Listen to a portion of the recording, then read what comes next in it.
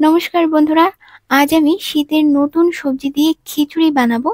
যে কোনো সময়ই ঝটপট এই খিচুড়িটা বানিয়ে নিতে পারবেন।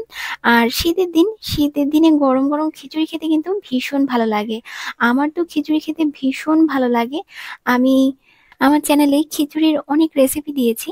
তো শীতের সবজিগুলো দেখে না আমার আবার খিচুড়ি খেতে ইচ্ছে করলো। তো ভাবলাম খিচুড়ি যখন বানাচ্ছি, রেসিপিটা আপনাদের সাথে শেয়ার করি।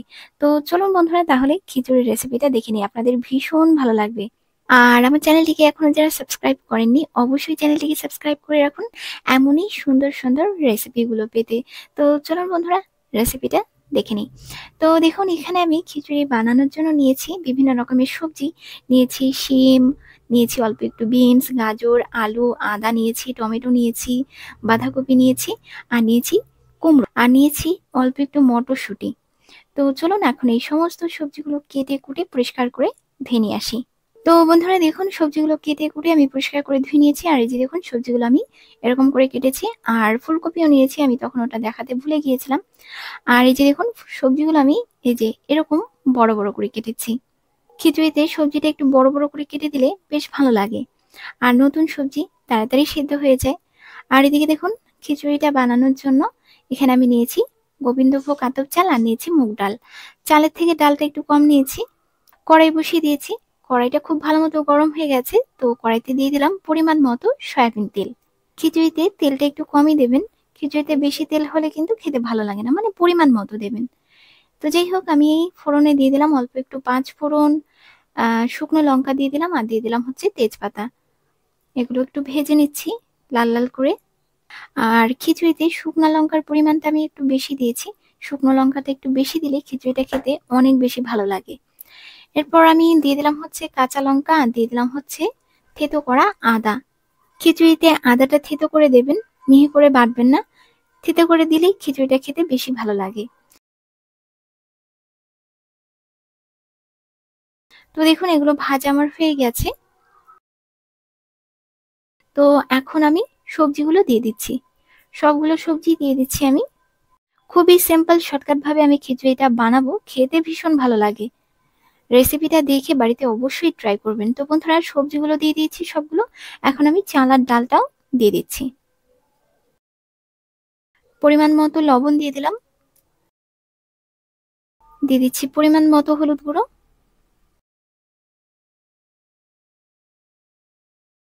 আর দিয়ে দিলাম অল্প একটু জিরে ধনিয়ার গুঁড়ো।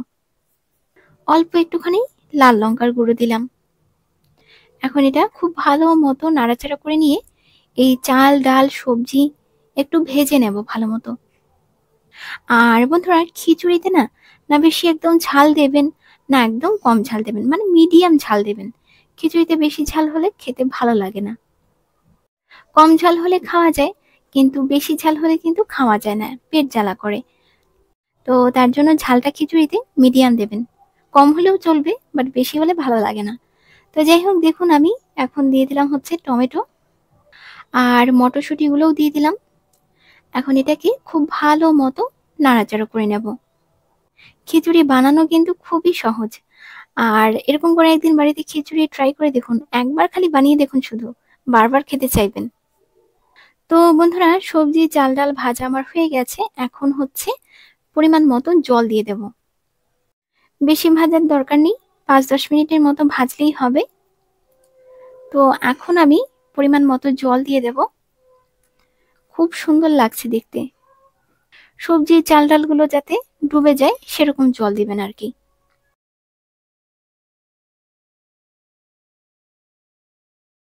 ভালো মতো একটু নেড়ে চেড়ে নিচ্ছি।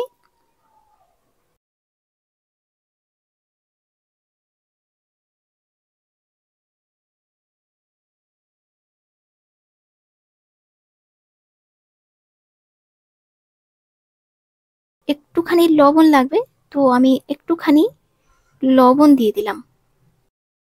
ভালো মতো একটু নাড়াচাড়া করে নিচ্ছি।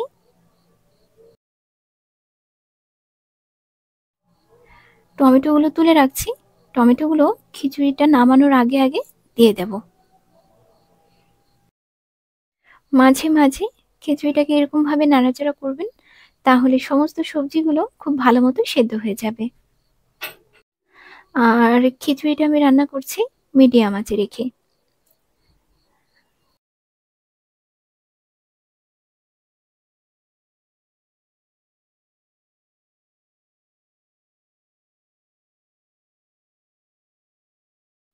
তো বন্ধুরা দেখুন খিচুড়িটা আমার প্রায় হয়ে এসেছে, সমস্ত সবজি খুব ভালো মতো সেদ্ধ হয়ে গেছে।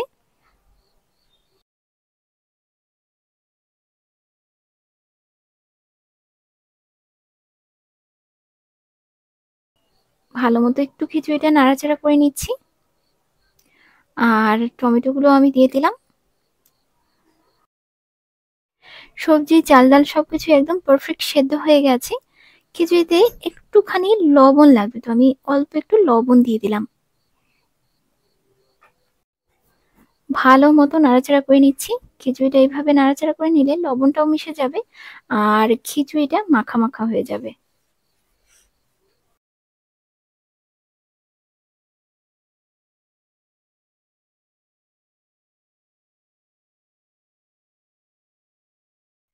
তো বন্ধুরা খিচুড়ি আমার হয়ে গেছে, আমি খিচুড়িতে দিয়ে দিলাম অল্প একটুখানি ঘি।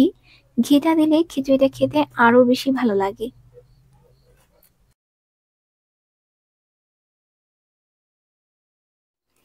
ধনিয়া পাতা দিয়ে দিলাম অল্প একটু। এখন খিচুড়িটা ভালো মতো নেড়েচেড়ে নিয়ে নামিয়ে নেব। সবজির এরকম খিচুড়ি হলে সাথে আর কিচ্ছু লাগে না। অবশ্যই বাড়িতে এই খিচুড়িটা ট্রাই করবেন, আপনাদের ভীষণ ভালো লাগবে। আর রান্নাটা তো দেখলেনই কত সিম্পল, আর খিচুড়িটা দেখুন কত সুন্দর হয়েছে। খালি সুন্দরই নয়, খেতেও কিন্তু ভীষণ ভালো হয়েছে। তো আমি একটাই কথা বলবো, শীতের এই নতুন সবজিগুলো থাকতে থাকতে অবশ্যই এই খিচুড়িটা বাড়িতে ট্রাই করুন, আপনাদের ভীষণ ভালো লাগবে। 100% গ্যারান্টি দিচ্ছি আপনাদের ভালো লাগবে।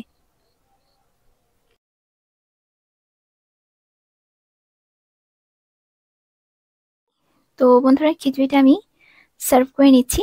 দেখুন কত সুন্দর হয়েছে, ভীষণ সুন্দর হয়েছে খিচুড়িটা, একদম পুজোর খিচুড়ি। তো বন্ধুরা আর বেশি দেরি না করে চটপট আপনারা বাড়িতে বানান আর আমাকে কমেন্ট করে জানান যে খিচুড়ির রেসিপিটা কেমন হয়েছে।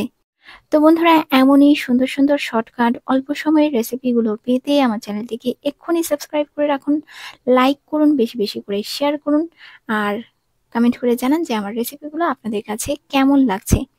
তো বন্ধুরা আজ এই পর্যন্তই, ভালো থাকবেন সবাই, দেখা হচ্ছে আপনাদের সাথে আরো একটা নতুন রেসিপি নিয়ে। ভালো থাকবেন, নমস্কার।